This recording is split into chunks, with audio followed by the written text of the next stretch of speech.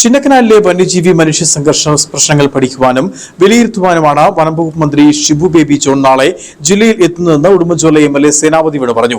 മേഖലയിലെ പ്രശ്നങ്ങൾക്ക് ശാശ്വത പരിഹാരമുണ്ടാക്കുവാൻ ഗവൺമെന്റ് സന്നദ്ധമാണെന്നും നാളെ മന്ത്രി എത്തുമ്പോൾ ഈ വിഷയങ്ങൾ നേരിട്ട് ബോധിപ്പിക്കുമെന്നും അദ്ദേഹം കൂട്ടിച്ചേർത്തു.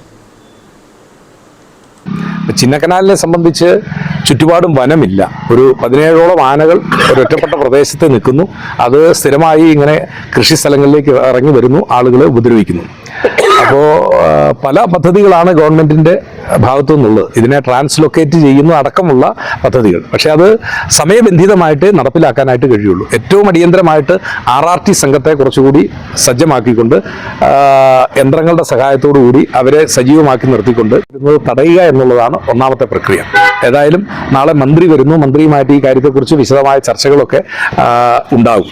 ആളുകളുടെ ആശങ്ക ദൂരീകരിക്കുന്നതിനും അതോടൊപ്പം തന്നെ സംസ്ഥാന ഗവൺമെൻറ് നടപ്പിലാക്കുന്ന പദ്ധതികൾ ഇപ്പോൾ ബജറ്റിൽ തന്നെ ഏതാണ്ട് 2 രൂപത്തിലായി.